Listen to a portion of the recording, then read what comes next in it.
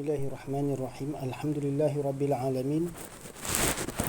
Wassalatu wassalamu ala rasulihil amin sayyidina Muhammadin wa ala alihi wa sahbihi ajma'in. Segala pujian hanya bagi Allah Ta'ala sahaja, Tuhan seru sekalian alam. Sedangkan akhir kesudahan itu adalah untuk orang yang menyucikan dirinya daripada dua negeri, iaitu dunia dan akhirat. Rahmat Allah dan salamnya ke atas mazhar tempat penzahiran yang sempurna, iaitu Nabi Muhammad sallallahu alaihi wasallam, ke atas keluarga, baginda dan para sahabatnya. Selanjutnya berkata seorang hamba yang berdosa lagi memerlukan syafaat Nabi Muhammad sallallahu alaihi wasallam, iaitu Muhammad ibnu Syekh Fadlullah Al-Burhanfuri Al-Hindi rahmatullah alaih, bahawa inilah ucapan yang berupa kata-kata yang membicarakan ilmu hakikat. Saya dapat menghimpunkannya, itu pun adalah semata-mata dengan limpahan kurnia dan anugerah dari Allah Ta'ala. Sedangkan kebajikan pahalanya ditujukan kepada roh baginda Rasulullah sallallahu alaihi wasallam. Sebab itu saya menamakannya sebagai Tuhfah Al-Mursalah, yang bererti haluan yang dikirimkan kepada Nabi sallallahu alaihi wasallam. Saya memohon kepada Allah Ta'ala agar dia menyampaikan pahala kitab ini. Ini kerana dialah saja Tuhan yang maha berkuasa atas setiap sesuatu, lagi memperkenankan permohonan hambanya. Wahai saudara, ketahuilah, anda yang dianugerahkan oleh Hak Subhanahu wa ta'ala, yang membawa kita bersama ke arah kebahagiaan, bahawa Hak Subhanahu wa ta'ala itu wujud. Tidak ada baginya rupa, tiada had, tiada tersimpan, tiada berbilang, dan tiada baginya terhingga, dan tiada baginya ketentuan. Sekalipun dizahir dan ditampak nyatakannya rupa dan hingga, namun dia tetap tidak berubah daripada adanya. Dia yang tidak berupa dan tiada terhingga itu. Sedang dialah yang ada sebagaimana dia ada sekarang, sama seperti ada dia dahulu. Ini kerana sesungguhnya wujud itu satu jua, sedangkan mazharnya itu berlainan dan berbilang-bilang. Jadi pada hakikatnya wujud tu satu jua. Wujud yang wajib sahaja yang wujud. Yang wajib. Sebab apa? Wujud yang mungkin tu dia adalah akan fana. Dan dia ibarat maknanya ma'dum. Sementara kesemua mawjud itu sehinggalah sampai kepada zarah, yakni sebesar biji sawi, walau sebesar semut yang kecil sekalipun, tidak akan sunyi dan terlepas daripada wujud itu. Jadi semua yang mawjud itu, semuanya tak terlepas daripada keadaan wujud, sifat wujud. Sama ada wujud mungkin ataupun wujud yang wujub.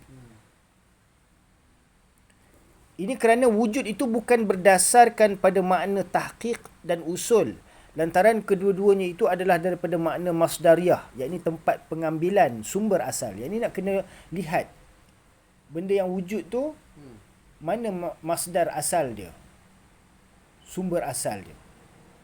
Sedangkan kedua-duanya tiada mawjud di luar fikiran, yakni pada kharij. Maha tinggi Hak Ta'ala daripada perkataan sedemikian dengan ketinggiannya yang amat besar. Namun apa yang kami maksudkan dengan wujud itu ialah hakikat yang bersifat dengan segala sifat itu. Dalam erti kata saya hendak wujud itu, saya hendakkan, dalam erti kata yang saya hendakkan, wujud itu dengan zatnya, dan wujud segala mawjud itu dengan sebabnya. Bahkan tidak ada wujud yang lain daripadanya di luar fikiran, yakni pada kharij ini. Ini kerana wujud itu adalah dari pihak ataupun daripada suatu arah yang diketahui, yang tiada nyata pada seseorang pun, sehingga tidak mampu diperolehi kesan ataupun diperoleh atau dikesan oleh akal. Jadi ada kewujudan-kewujudan yang kita tak dapat nak menanggapinya. Kita tak dapat nak detect. Faham tak?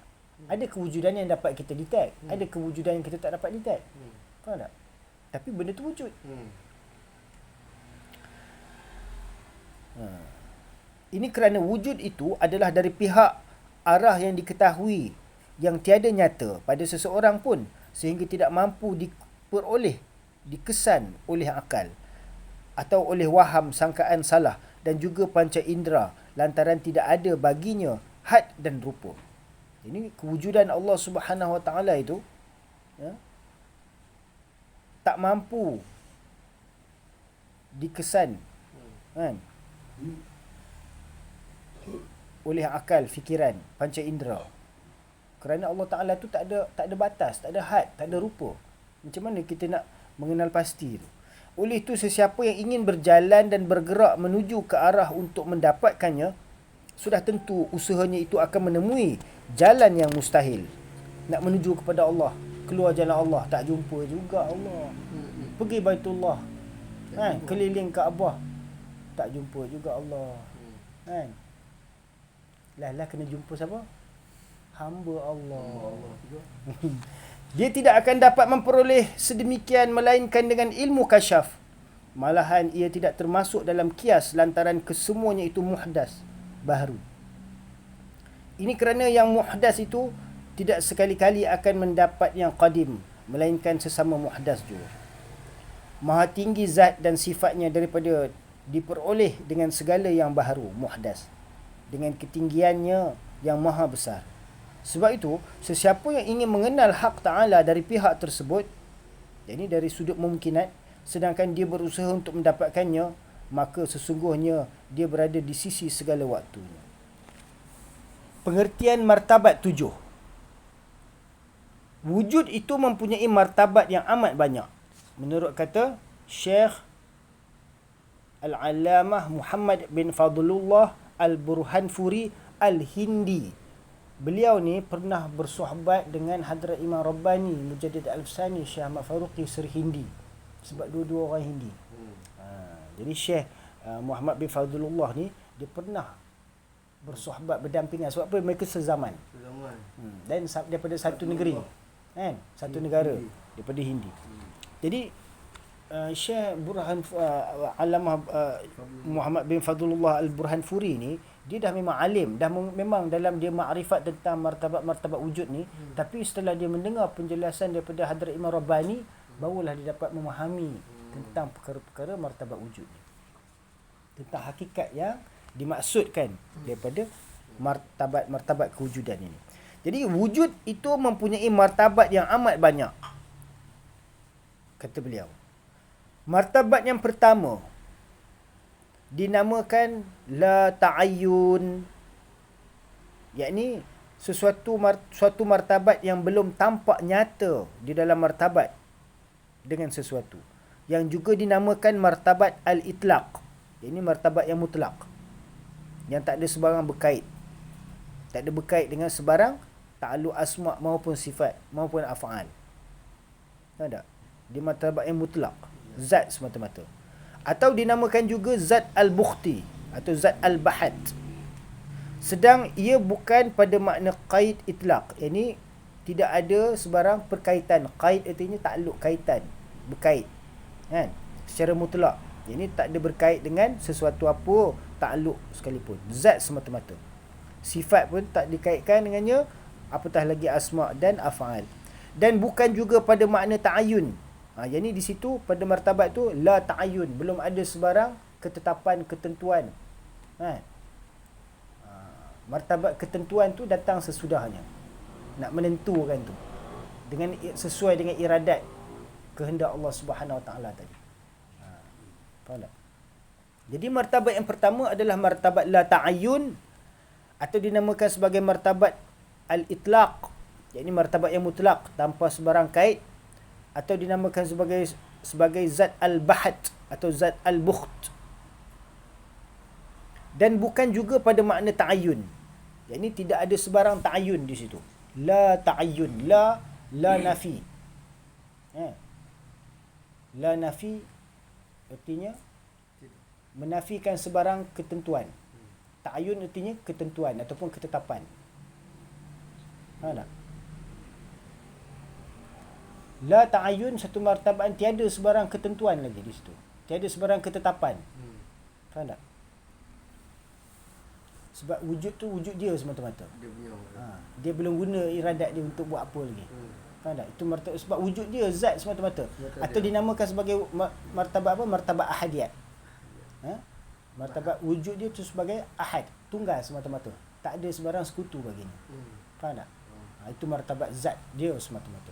Dinamakan sebagai juga la ta'ayyun, lain mazhab, lain istilah, lain namanya. Nampak? Setengah menamakannya sebagai martabat awal itu sebagai la ta'ayyun, atau martabat al-itlaq, atau martabat zat al-bahat, atau zat al-bukht, atau zat sazij. Faham tak? Maha suci Allah daripada disifatkan dengan sesuatu sifat. Ini Allah Ta'ala tu suci daripada sebarang, subhanahu wa ta'ala amma yasifun. Allah Ta'ala maha suci daripada sebarang persifatan yang mereka sifatkan. Ini Allah, zat dia semata-mata tu memang suci daripada sebarang takluk kait dengan sebarang sifat sekalipun. Zat dia semata-mata. Faham tak? Itulah maknanya zat ahadiyat. Ini kerana wujud yang ada pada martabat itu suci, bersih daripada sebarang idafah Allah dan sifatnya. Dan lagi suci, bersih daripada segala kait ikatan, sehingga kait itlaq sekalipun. Jadi tak ada sebarang perkaitan dengan sebarang sifat ke, iradat ke, kalam ke, tak ada kait lagi, belum kait lagi. Zat dia semata-mata. Faham tak? Itu martabat yang pertama. Zat diri dia tu. Kan? Wujud dia tu. Sebab itu martabat ini dinamakan sebagai martabat ahadiyat atau ahadiyah, iaitu kunhu zat Allah. Kunhu zat al-haq. Ini zat al-haq semata-mata. Nama tu, istilah tu macam-macam dinamakan lah. Nak menerangkan martabat yang pertama tu. Tidak ada lagi martabat yang lain di atasnya kecuali berada di bawahnya juga. Yang ini martabat yang lain semua datang di bawah martabat ini. Martabat ahadiyat ni adalah martabat yang teratas sekali. Faham tak? Yang dinamakan juga sebagai martabat apa? La ta'ayyun. Faham tak? Martabat la ta'ayyun atau martabat zat bahat atau zat itlaq. Kemudian martabat yang kedua, ataupun dalam kitab Syekh Abdul Karim Jilli, Maratibul Wujud, martabat yang pertama ni dia sebagai martabat ghaib mutlak. Keghaiban yang secara mutlak.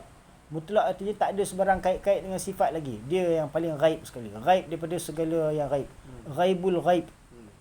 Nama lain bagi martabat ahadiyat. Faham tak? Dia nama dia banyak-banyak menurut lain-lain mazhab, lain-lain tarikat, lain-lain syekh, lain-lain istilah digunakan, tapi merujuk kepada benda yang mana yang sama. Nampak? Martabat yang kedua dinamakan ta'ayun awal. Barulah ada ketentuan, ketetapan. Allah akan menentukan sesuatu sesuai dengan iradat dia. Jadi martabat yang pertama adalah martabat zat al-hadiyat. Martabat yang kedua adalah martabat wahdat. Kalau martabat yang pertama tadi, martabat ahadiyat tu dia juga dinamakan sebagai la ta'ayun. Martabat yang kedua ni, martabat wahdat, juga dikenali sebagai martabat ta'ayun. Yang atas la ta'ayun, yang bawah dia tu baru dia ta'ayun. Faham tak? Mula-mula tak ada niat cerita-cerita, lepas tu baru ada niat cerita-cerita nak buat sesuatu. Ibaratnya baru ada ketentuan nak buat, ibaratnya. Faham?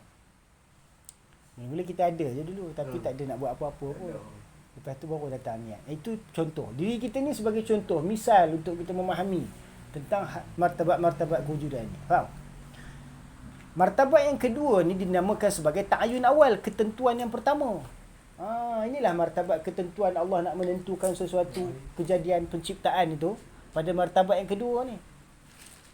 Faham? Martabat pertama tu tak ada sebarang ketentuan lagi. Zat Allah Ta'ala tu Ahad, Esa. Tak ada sebarang takluk kaitan dengan sebarang sifat ataupun asma'-nya. Zat semata-mata. Martabat yang kedua adalah ta'ayun awal, iaitu ibarat daripada ilmu al-haq. Di situlah baru ilmu Allah Ta'ala tu dikaitkan dengan zat tadi. Faham tak? Sebab apa nak menentukan sesuatu mesti ada ilmu, pengetahuan. Nak menentukan sesuatu, kan? Dinamakan ta'ayun awal iaitu ibarat daripada ilmu al-haq. Yang ini yang dimaksudkan dengan ta'ayun awal itu adalah ilmu al-haq ta'ala terhadap zatnya. Ini pengetahuan zat Allah Ta'ala tu. Pengetahuan Allah Ta'ala tu tentang zat diri dia. Dan segala sifat-sifat diri dia. Dan juga segala sekalian maujud yang ada. Di situlah tajalli ilmu tu baru berlaku. Faham tak? Martabat yang kedua tu. Ini pada ketentuan yang pertama, ta'ayun awal. Di situlah baru Allah Subhanahu Wa Taala akan menentukan sesuatu untuk segala kewujudan yang akan datang sesudahnya. Faham tak? Ilmu tu datang dulu. Sedang pada pihak ijmalnya, yakni secara ijmalnya masih belum bercerai, masih berhimpun. Tidak ada perbezaan antara satu sama lain. Jadi segala ketentuan-ketentuan tu dia hanya ada dalam ilmu Allah Ta'ala, belum dihuraikan satu persatu. Faham tak? Dia hanya bawa menentukan, buat ketentuan nak wujudkan sesuatu, tetapi belum belum dijadikan dengan ketentuan-ketentuan yang khusus. Hanya ketentuan secara umum dia nak buat tu, nak buat tu, nak berniaga. Aku nak berniaga, tapi nak berniaga apa belum ditentu lagi. Faham tak? Nak berniaga. Jadi mula-mula nak berniaga dulu. Nampak? Dalam ilmu tu, sebab apa dia dah ada ilmu berniaga dah. Dia tahu berniaga ni senang je. Seorang jual, aku jual, orang kena beli. Tu je dia tahu. Aku nak jual supaya ada orang nak beli. Faham tak? Jadi yang mula-mula dia buat ketentuan dia nak berniaga. Tapi aku nak jual apa? Ini kena detail. Kan? Dia kena detail. Di situ baru berlaku ta'ayun yang sani pula, ta'ayun kedua. Faham tak? Jadi ta'ayun yang pertama tu ibaratnya daripada ilmu al-haq, ilmu Allah Ta'ala terhadap zatnya dan segala sifatnya, dan juga terhadap sekalian maujud yang ada. Yang ini tentang diri zat dia pun Allah Ta'ala tahu. Tentang segala apa yang nak diwujudkannya pun Allah Ta'ala dah tahu dah. Faham tak? Secara ijmal. Faham tak? Secara ringkas. Tidak ada perbezaan antara satu sama lain. Yang ini Allah Ta'ala nak ciptakan manusia. Contohnya. Kan? Inni ja'ilun fil ardi khalifah. Belum buat lagi. Baru nak buat. Dalam nak buat tu, malaikat dah berbalah-balah dah. Ya Allah, kenapa? Malaikat yang rapat, yang sohbat dengan Allah Ta'ala lah. Yang berdamping, yang duduk bersahabat dengan Allah Ta'ala tu kan. Ya Allah, kenapa kau nak buat ni makhluk ni manusia ni? Dia orang ni nanti menumpahkan darah yang kita buat sebelum ni pun, jin ni semuanya wahara, dia kacau perang ni semua. Kan? Ini kalau manusia nak buat satu lagi ni, ini pun jenis macam tu juga, dia ada unsur tu. Ada unsur jin tu, ada unsur api tu. Kan? Bahaya dia orang ni. Inni a'lamu ma la ta'lamun. Aku lagi tahulah, kata Allah Ta'ala. Aku lagi tahu apa yang kau tak tahu. Jadi Allah Ta'ala lebih mengetahui. Jadi dalam nak menentukan kewujudan yang dijadikan oleh Allah Ta'ala tu, semuanya ada dalam ilmu Allah Ta'ala. Jadi kewujudan tu, makhluk insan tu, kan, Allah Ta'ala nak jadikan. Secara ijmal. Tapi insan tu dia nak keluar bila, macam mana rupa dia, kulit dia, kan? Dia ni bangsa apa, kan? Bahasa apa. Ini belum ditentukan lagi. Kan? Belum didetailkan lagi. Baru nak buat manusia baru. Nak buat ni. Baru nak niaga baru. Kan? Tapi baru nak niaga baru, kan? Kan? Niaga barang belum ada. Barang belum ada lagi, barang apa pun tak tahu lagi. Ibaratnya lah macam tu lah. Itu ibarat. Jadi martabat yang kedua ni adalah ta'ayun awal, ketetapan yang pertama, ketentuan yang pertama yang Allah Ta'ala wujudkan. Inilah martabat wujud yang kedua. Faham tak? Sebab wujud yang pertama tu wujud al-haq, wujud ahadiyat yang zat ghaib mutlak. Martabat wujud yang kedua adalah martabat ta'ayun yang pertama, ketentuan yang pertama. Di situlah bermulanya segala ketentuan. Di situlah bermulanya segala penciptaan. Maka martabat ini dinamakan sebagai martabat wahdah yang juga dinamakan hakikat Muhammadiyah. Inilah awal-awal penciptaan makhluk. Awwalu ma khalaqallahu ruhi, awwalu ma khalaqallahu nuri, awwalu ma khalaqallahu aqal. Jadi martabat kewujudan yang pertama adalah wujud Allah. Martabat kewujudan yang kedua adalah kewujudan hakikat Muhammad yang juga dikenali sebagai martabat wahdah. Nampak tak? Martabat wujud pertama martabat ahadiyah. Martabat yang kedua, wujud yang kedua martabat wahdah. Martabat wahdah ni adalah martabat hakikat Muhammadiyah. Hakikat Muhammadiyah ni lah ta'ayun awal, ketentuan yang pertama sekali. Inilah maksud daripada laula ka ya Muhammad ma khalaqtul aflak. Kalau bukan kerana engkau Muhammad, seluruh alam ni, segala maujud ni pun tak akan diciptakan. Nampak?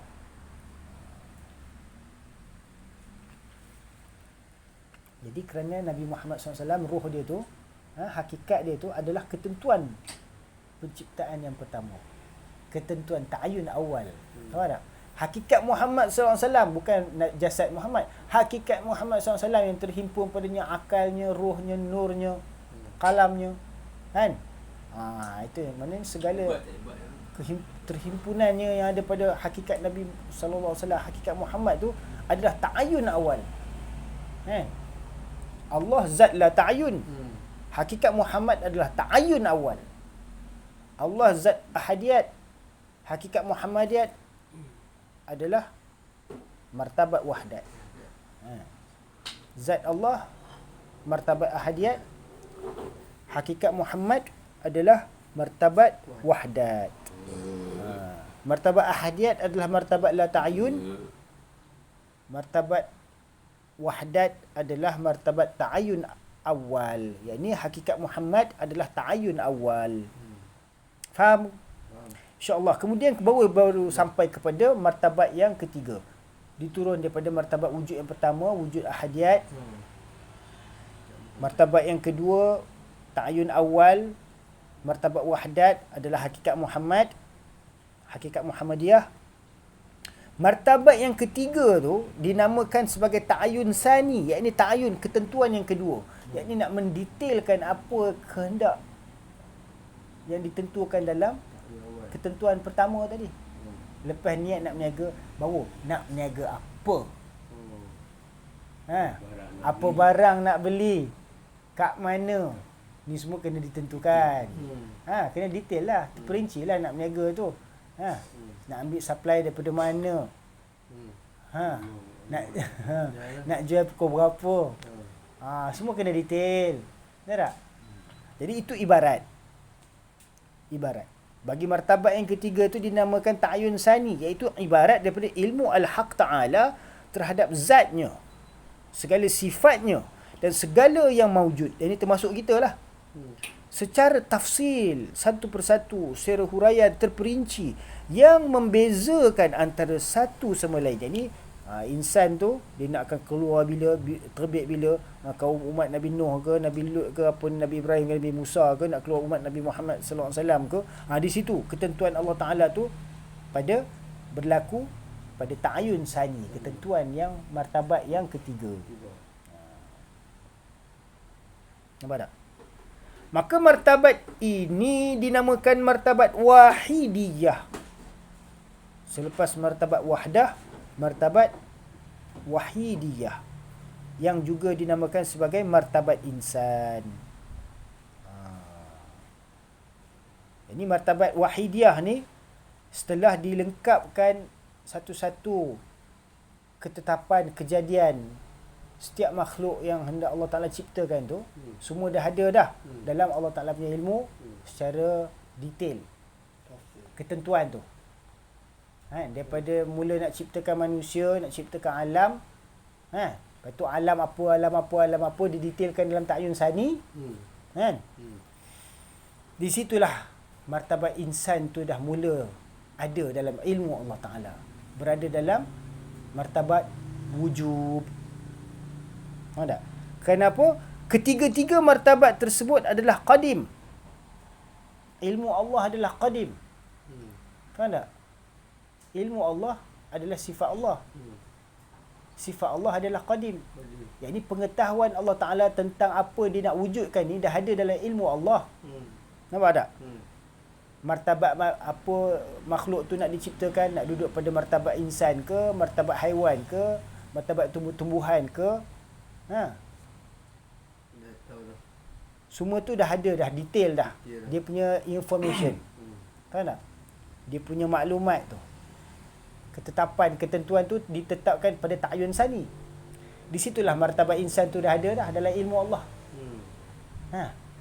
Faham? Jadi ketiga-tiga martabat tersebut adalah qadim.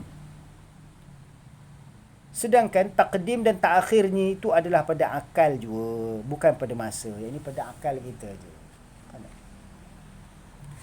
Kemudian selepas martabat yang ketiga tadi, martabat wujud yang ketiga tu dinamakan sebagai ta'yun sani, ketetapan yang kedua, ketentuan yang kedua, yang merupakan martabat hakikat insan. Kalau martabat ta'yun awal, martabat hakikat Muhammadiyah. Faham tak? Hakikat Muhammadiyah ni diciptakan untuk menerbitkan umat Muhammadiyah. Faham tak? Dan segala insaniah. Faham tak? Dan segala alamiah. Sekali. Faham tak? Semua tercipta daripada hakikat Muhammadiyah. Faham tak? Jadi penciptaan hakikat Muhammadiyah adalah bersifat ijmal. Yang mana dia punya detail dia tu akan terbit daripada ta'yun sani, martabat yang ketiga. Faham tak? Iaitu ketentuan yang kedua. Di situlah martabat hakikat insan. Faham tak? Pada ta'yun sani. Ta'yun awal martabat hakikat Muhammadiyah. Faham tak? Sebab martabat ta'yun sani ni, martabat yang ketiga ni, dia martabat yang mana ilmu tentang penciptaan tu dah didetailkan. Bila dia nak wujud, kat mana dia nak wujud, daripada perut siapa dia nak keluar. Kan? Semua dah detailkan. Hakikat dia tu dah ada lah dalam ilmu Allah Ta'ala. Sebab dia ibarat daripada ilmu al-haq. Faham tak? Jadi martabat ahadiyat, martabat wahdat, martabat wahidiyat, semua ni adalah martabat qadim. Martabat qadim artinya martabat yang wajib.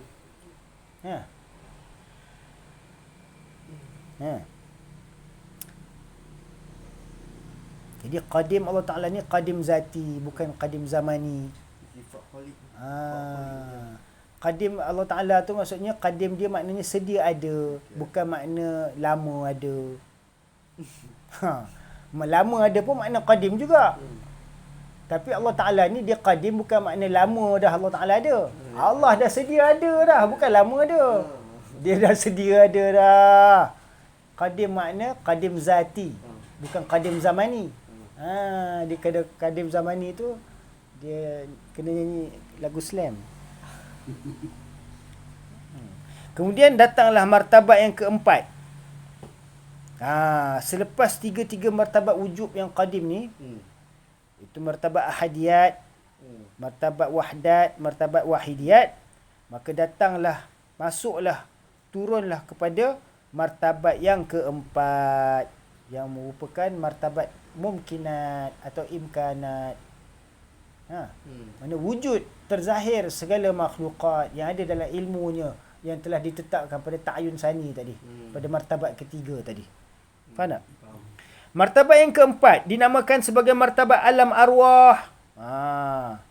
Jadi martabat hakikat insan tu dah adalah ilmu Allah. Akan dizahirkan sebagai ruh, ruhaniat di alam syahadah. Martabat ahadiyat, martabat wahdat, martabat wahidiyat, ini adalah alam ghaib. Tahu tak? Allah zat ghaib mutlak. Martabat wahdat dan wahidiyat ni pun ghaib juga. Tapi dia belum dia bukan lagi mutlak, dia sudah berkait. Dia berkait dengan zat yang ghaib. Maka dia pun ghaib juga. Faham tak? Sebab apa? Dia berkait dengan ilmu Allah. Ilmu Allah ni ghaib juga sebab dia qadim. Maka dia pun termasuk barang qadim juga. Faham tak? Ilmu Allah tentang wujud kita ni qadim. Jadi kerana itu dalam diri kita ni, kata Ibnu Arabi, Syekh Ibnu Arabi rahimahullah, dalam diri insan tu ada unsur hadis dan ada unsur qadim. Faham tak? Ada takluk dengan sifat qadim dan sifat hadis. Jadi martabat yang keempat itu dinamakan sebagai martabat alam arwah, iaitu ibarat daripada segala sesuatu yang dijadikan oleh Allah Ta'ala dalam keadaan tunggal, bersendirian. Jadi setiap tu, roh tu dijadikan berasing-asing. Kalau tidak, semua tu masih terangkum. Semua tu rohaniat semua. Barulah dijadikan berasing-asing. Tak? Dalam keadaan tunggal, bersendirian, tanpa bersusun daripada madah yang tampak zahir pada segala zatnya dan kepelbagaiannya. Ini alam arwah tu barulah Allah Subhanahu Wa Taala wujudkan jisim roh tadi. Tahu tak? Selepas hakikat tu diciptakan dahulu. Ini hakikat tu bukan diciptakan. Hakikat insan tu dia qadim. Sebab apa? Dia hakikat insan tu ada dalam ilmu Allah Ta'ala. Dia tak buat lagi. Dia qadim. Jadi martabat alam arwah tu yang barang qadim tu nak dizahirkan. Jadi jauhar. Tapi walaupun hakikat insan tu barang qadim, perkara qadim, tapi dia adalah barang di bawah ketentuan yang telah ditentukan oleh Tuhan. Jadi dia ta'ayun sani. Kan?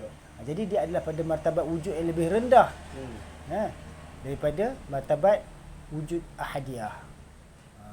Jadi roh kita ni macam mana pun mesti kena surrender dengan wujud ahad, zat ghaib mutlak yang menciptakan roh ni, sekalian roh ni.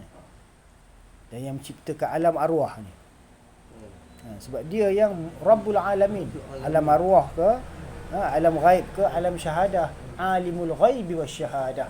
Allah mengetahui perkara yang berkaitan dengan alam ghaib, alam ahadiyat, alam wahdat, alam wahidiyat dan alam syahadah. Alam arwah ni dah masuk alam syahadah. Sebab apa alam syahadah? Alastu bi rabbikum. Ketika rohani dihimpunkan di alam arwah, di alam lahut, alastu bi rabbikum, Allah tanya, apakah aku bukan Tuhan kamu? Qalu bala syahidna, bahkan ya Tuhan kami bersaksi. Jadi kami bala syahidna, kami bersaksi itu dinamakan sebagai alam syahadah. Jadi rohani itu sudah bersaksi di alam syahadah. Faham tak? Nampak? Jadi roh alam arwah ni dia dah masuk alam syahadah. Dia bukan alam ghaib lagi. Maknanya bersaksi di alam arwah tu.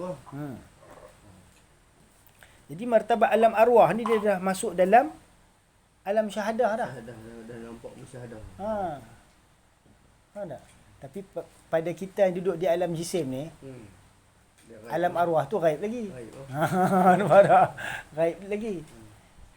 Jadi dinamakan martabat alam arwah, iaitu ibarat daripada segala sesuatu yang dijadikan oleh Allah Ta'ala dalam keadaan tunggal, bersendirian, tanpa bersusun dengan madah, yang tampak zahir pada segala zatnya dan kepelbagaiannya. Kemudian datanglah martabat yang kelima. Setelah rohani, alam arwah tu diciptakan. kan, dalam rupa bentuknya, keadaannya, kan, tanpa bersusun daripada madah yang dapat dilihat secara zahir. Nampak tak? Tapi dah ada dah, dia madah dia tu dah ada dah. Ya. Sebab dia ada jismun latif. Alam arwah ni dia dah bersifat jisim dah. Halo. Nampak? Malaikat dah boleh perhati dah roh. Kita jisim tak boleh perhati, tapi alam yang atas lagi, malaikat, dia boleh perhati dah roh.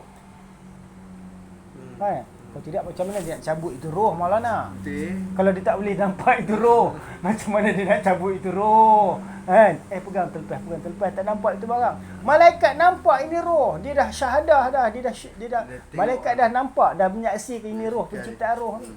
Kalau tidak, macam mana nak pegang, nak cabut itu roh? Betul tak? Itu kena ingat. Betul tak? Jadi dinamakan martabat yang kelima pula, dinamakan sebagai martabat alam misal. Alam arwah, kemudian wujudlah alam misal, alam gambaran, ataupun alam yang bersifat perumpamaan, kiasan. Nampak tak? Iaitu ibarat daripada segala sesuatu yang dijadikan oleh Allah Ta'ala dalam keadaan bersusun. Jadi benda tu dapat didetailkan lagi. Lagi yang halus. Dia detail tu boleh bersifat halus lagi. Sebab tu kalau orang yang seniman, mana mereka ada kehalusan dalam karya-karya mereka. Sebab apa mereka nak detailkan setiap ekspresi mereka. Faham tak? Tak kira lah dalam lagu ke, dia akan haluskan lagi dia punya penghasilan tu dengan chord-chord yang solo-solo yang pelik-pelik ke, note-note yang jarang pakai ke, ataupun disusun dengan susunan yang molek. Betul juga. Kalau pelukis pun dia akan lukis dengan lukis yang halus, detail. Ataupun kalau yang pandai menulis, dia tulis dengan kata-kata lebih halus lagi, mendalam, masuk ke jiwa, dengan bunga-bunga kata-kata, kan. Begitulah ibarat dia. Jadi itu semua daripada ilham. Ilham dia daripada mana? Daripada alam misal ni lah. Faham tak? Semua ada ke alam misal. Dinamakan martabat alam misal, iaitu ibarat daripada segala sesuatu yang dijadikan oleh Allah Ta'ala dalam keadaan bersusun, lagi yang halus. Benda tu kita boleh susun. Allah bagi susun. Allah bagi kita susun. Itu kena ada perancang, kena ada cita-cita, azam. Sebab apa, di situ kita nak susun segala gambaran misal tu dalam fikiran kita, sehingga benda tu dapat diwujudkan di alam nyata. Planning tu biar detail.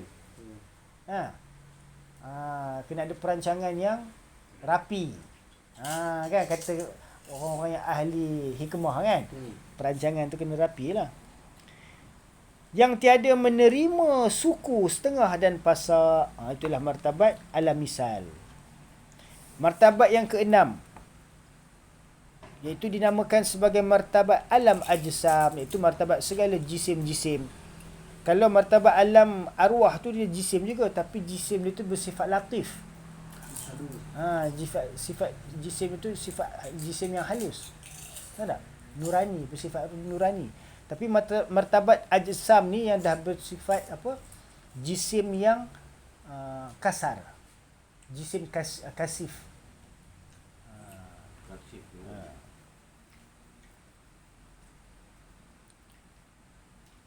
Kalau rohani tu jisim juga, tapi jisim yang latif.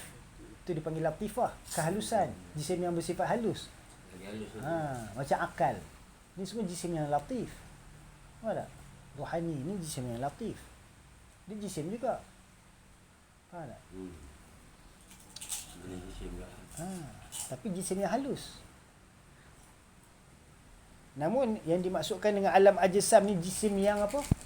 Jisim yang kasar, yang ada dalam rupa bentuk, yang dapat dipegang, dapat disentuh, dapat ditanggapi oleh panca indera yang 5, dapat dilihat, dapat dirasa. Nampak tak? Jadi itu martabat alam ajsam, mana dah dapat lihat bentuk tu, panjang dia, lebar dia, tinggi dia, dalam dia, dah bersifat jisim. Faham tak? Dah ada sukatan, kadar, ketentuan baginya. Berapa lebar dia, berapa besar dia. Macam matahari, bumi, bulan. Ni semua jisim-jisim yang kasar. Termasuklah gunung ganang, batu batan, pokok-pokok, tumbuh-tumbuhan. Begitulah juga insan ni juga ada jisim. Sebab tu kita panggil jasmani. Ada pendidikan jasmani. Pendidikan rohani tak ada di sekolah-sekolah. Daripada kecil sampai besar, pendidikan jasmani. Daripada sekolah rendah sehingga menengah, pendidikan jasmani. Tak? Tapi pendidikan rohani, kena masuk 2 sekolah. Okay. Jadi martabat yang keenam tu martabat alam ajsam, iaitu ibarat daripada segala sesuatu yang dijadikan oleh Allah Ta'ala dalam keadaan bersusun-susun, lagi tersingkap, tampak, nyata. Nampak? Tidak lagi tersembunyi. Dapat dilihat.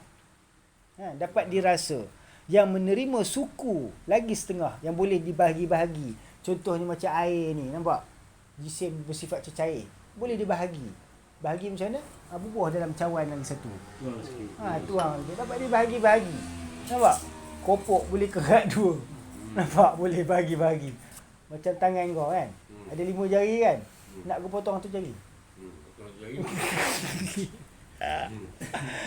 Jadi itu antara perkara yang kita perlu fahami tentang alam ajsam ni. Mana dia boleh menerima suku, boleh menerima setengah.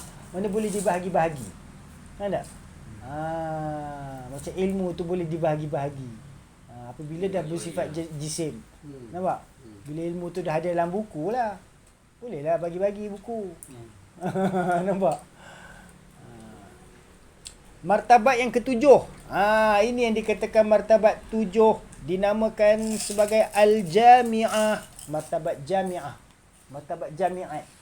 Martabat apa? Jami'. Jami' artinya apa? Jama'. Masdar dia jama'. Sirah fa'il dia jami'. Jama'a yajma'u jam'an. Masdar dia jam'an. Fahuwa jami'un. Isim fa'il dia jami'un. Wajumi'a yujma'u jam'an fazaka majmu'un. Majmu'un yang kena himpun. Jami' yang menghimpun. Majmu' yang kena himpun. Nampak?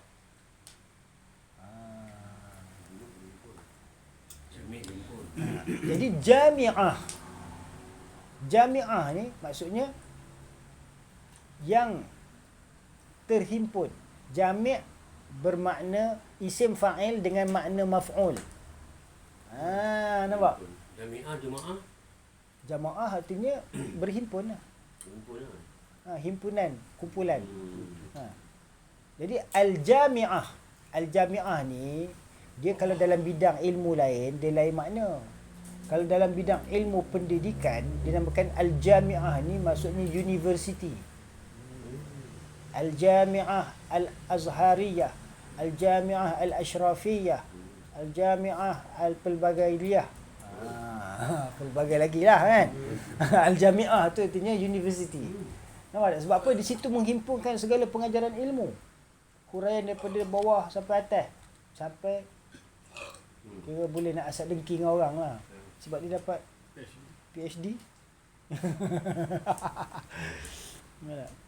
Jadi martabat yang ketujuh ni martabat dinamakan martabat al-jami'ah. Jadi istilah al-jami'ah di sini dalam ilmu hakikat artinya merujuk kepada martabat insan yang kamil. Martabat insan. Bukan lagi dia rasa diri itu sebagai jisim. Itu yang duduk kat pokok, rasa diri itu pokok. Keras macam batu, tak boleh nak buat kerja apa sebab rasa diri itu macam batu. Diri itu batu. Dia rasa diri itu jisim. Dia tak rasa diri dia insan. Insan sepatutnya khairun nas man yanfa'un nas. Dia patutnya memberi manfaat kepada manusia lain. Bukannya duduk seorang hanya mementingkan diri sendiri. Itu macam pokok, macam batu. Benar tak? Itu keras kepala batu dia panggil. Hati macam batu. Sebab apa? Mementingkan diri sendiri. Dia tidak berusaha untuk memberi manfaat kepada orang lain. Insan Dia tugas dia memberi manfaat untuk manusia lain. Kan? Kuntum khaira ummatin ukhrijat linnas.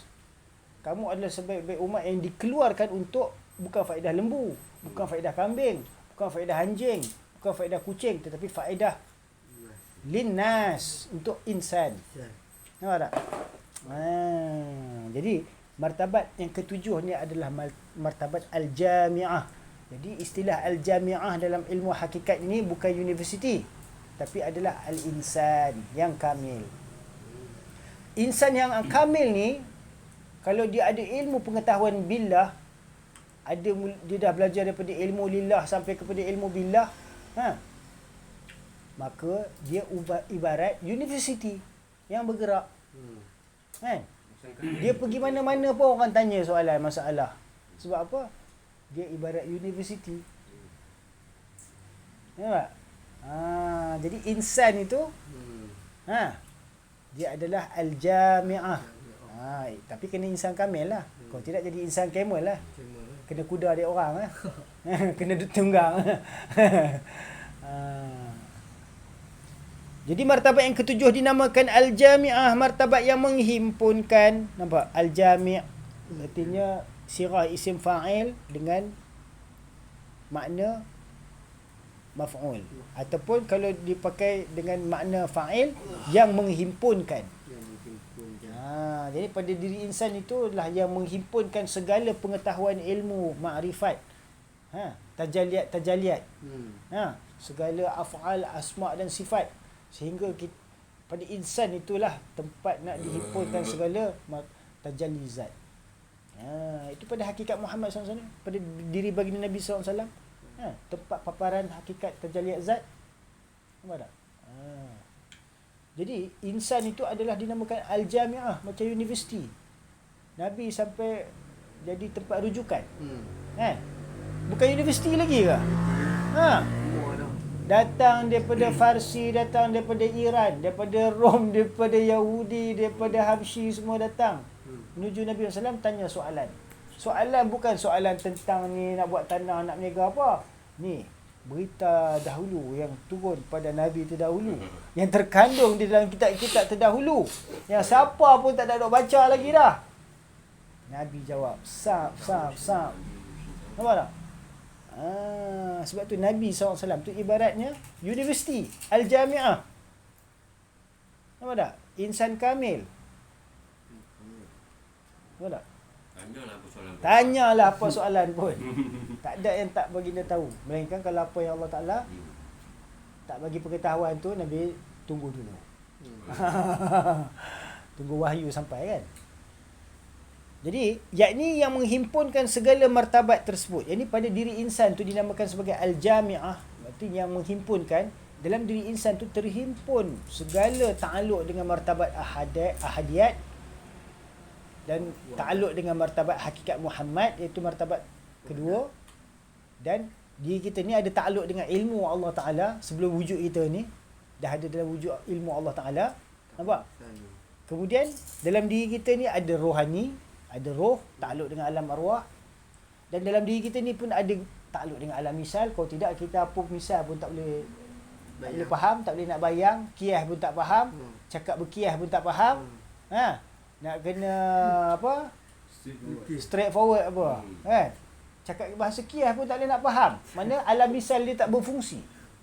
Nampak tak? Ini orang tak ada akal, tak ada rohani. Nampak tak?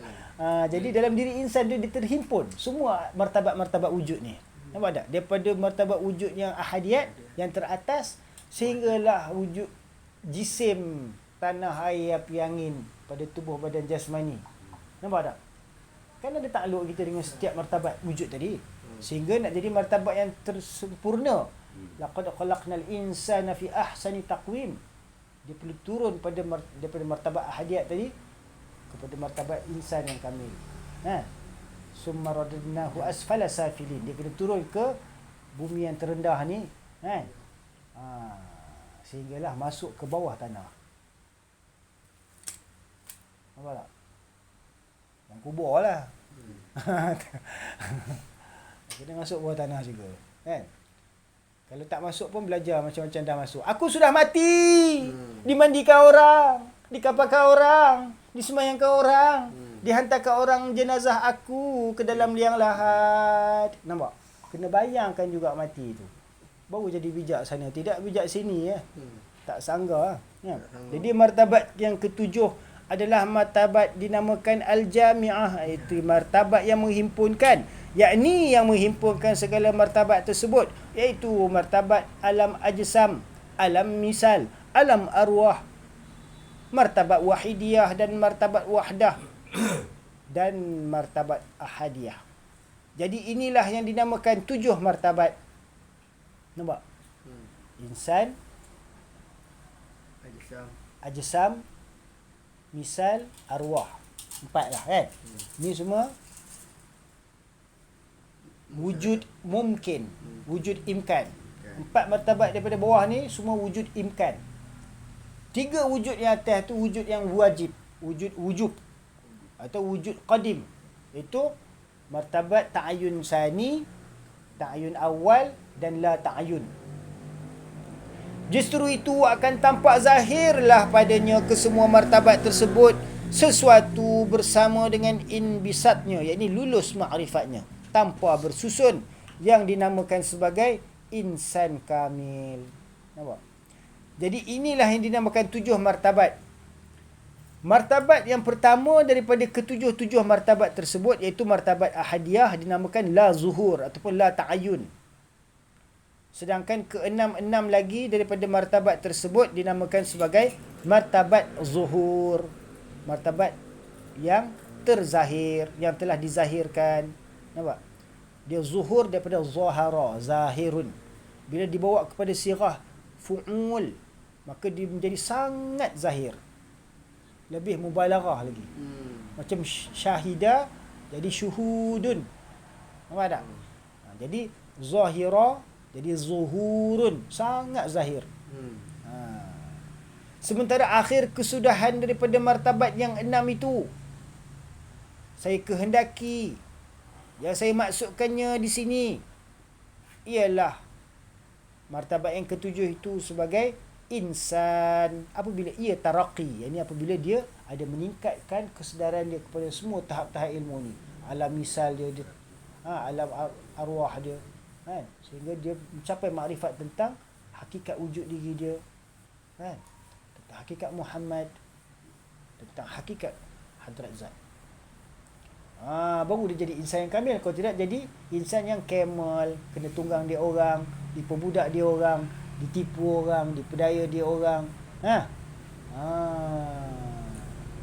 Justru itu akan tampak zahirlah padanya kesemua martabat tersebut sesuatu bersama dengan lulus makrifatnya tanpa bersusun, yang dinamakan sebagai insan yang kamil, iaitu manusia yang sempurna makrifatnya kepada Tuhannya dalam keadaan taraqi dan takhalluq bi akhlaqillah, yakni dia meningkat. Taraqi itu artinya dia meningkat dalam keadaan dia meningkat kefahaman, kesedaran dia, pengetahuan dia, suluk dia dalam mencapai pengenalan kepada Allah Ta'ala tadi.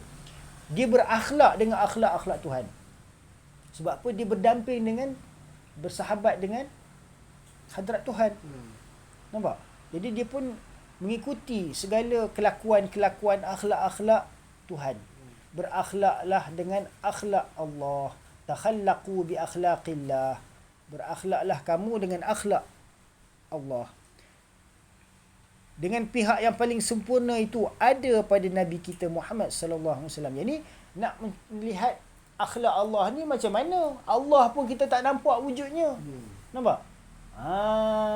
Inilah yang kita nak perlu perhatikan, bahawa akhlak Allah itu, paparan tajalli zati itu ada pada hadrat baginda Nabi Muhammad Rasulullah sallallahu alaihi wasallam. Laqad kana lakum fi Rasulillahi uswatun hasanah. Nampak? Sesungguhnya bagi diri kamu itu, pada diri Rasulullah tu ada petunjuk yang terbaik.